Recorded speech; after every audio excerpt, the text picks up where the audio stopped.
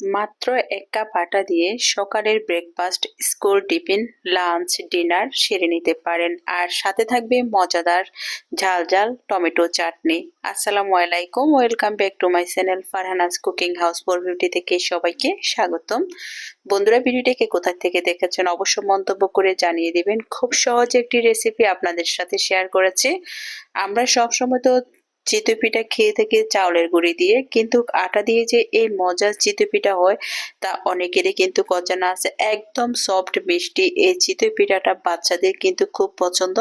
সকালবেলার একের পিঠা আমরা খেতে ইচ্ছে করে না রুটি, তাই বাচ্চাদেরকে ব্যতিক্রম ভাবে আপনি খুব সহজে তৈরি করে দিতে পারেন। ১ কাপ আটা কিংবা ময়দা, তবে আটা দিলেও পারেন ময়দা দিলেও পারেন। স্বাদ মতো দিয়ে দিয়েছি লবণ আর ১ চা চামচ দিয়ে দিয়েছি চিনি।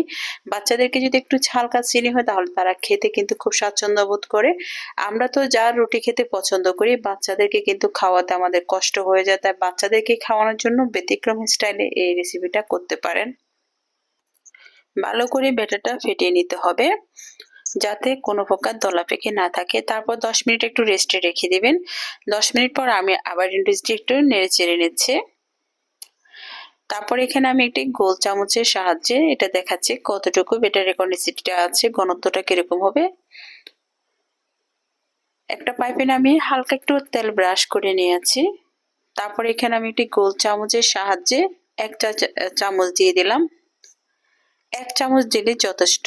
আর আমরা যে চিতই পিঠাটা তৈরি করি সেই চিতই পিঠাটা তৈরি করতে যে সময়টা লাগে, কিন্তু এই আটা দিয়ে চিতই পিঠাটা তৈরি করতে অতটা সময় কিন্তু লাগে না। এটা মাত্র জাস্ট 30 সেকেন্ডের ভিতরে অসংখ্য ছিদ্রযুক্ত পিঠাটা তৈরি হয়ে যায়। আর এই পিঠাটা তৈরি করে আপনারা সকালবেলার নাস্তা, স্কুল টিফিন, দুপুরের লাঞ্চ, ডিনার সেরে নিতে পারেন। বাচ্চারা তো একদম চুপচাপ খেয়ে নেবে। আর এটা কি দিয়ে খেতে মজা তারও কিন্তু ভিডিও আপনাদের সাথে শেয়ার করে দিয়েছি। ভিডিওটি না টেনে সম্পূর্ণ দেখলে বুঝতে পারবেন আমি স্টেপ বাই স্টেপ কিভাবে তৈরি করতেছি। এখন আমি আপনাদেরকে এটা তুলে দেখাচ্ছি। দেখতে পাচ্ছেন অসংখ্য ছিদ্রযুক্ত। মাত্র আটা দিয়ে এই মজাদার পিঠাটা যদি হয় তাহলে চালের গুঁড়ি তো কোনো প্রয়োজনই নেই। অনেক সময় আমরা চাউলের গুঁড়ি দিয়ে যখন পিঠাটা তৈরি করছি, যে পিঠার ভিতরে যেটা স্বাদ চাউলের গুঁড়ির ভিতরে একটা স্বাদ আছে, আপনার আটা দিয়ে একটা স্বাদ আছে। আর এটা কিন্তু বাচ্চারা কিন্তু খুব পছন্দ করেছে। আশা করি আপনারা তৈরি করুন, আপনাদের বাচ্চারা কিন্তু খুব পছন্দ করবে এবং বাচ্চা হতে বড় সবাই কিন্তু পছন্দ করবে। একদম পুরো প্যানকেকের মতনই এই রেসিপিটা। এখন এদিকে আমি পিঠাটা তৈরি করে নিচ্ছি আর এদিকে একটু চাটনি তৈরি করে নিব। তার জন্য একটা একদম পাকা টকটকে লাল টমেটো নিয়ে নিয়েছি। তারপর 3টা শুকনো মরিচ নিয়ে নিয়েছি, 2টি কাঁচা মরিচ নিয়ে নিয়েছি। আর এই পিঠাটা দিয়ে যে বাচ্চারা যে দেখলাম যে যেভাবে ভর্তা লাগিয়ে খাচ্ছে, আমি তো পুরাটাই মানে অবাক হয়ে গিয়েছে। তাদের কাছে কিছুই লাগতেছে না। আসলে মুখে যেটা স্বাদ লাগে সেটা কিন্তু তাদের কাছে ঝালটা কিন্তু অনুভব হয় না। তা আমি চুলার উপরে একটা চাসনি দিয়ে এটাকে পুড়ে নিলাম। এখন একদম এটাকে হালকা তেলে আমি এটাকে তৈরি করব। তার জন্য আমি এখানে দিয়ে দিলাম মরিচগুলোকে দিয়ে দিয়েছি, একটু ব্লেন্ড করে নিয়েছি। একটা চিটি দিয়ে দিলে হবে।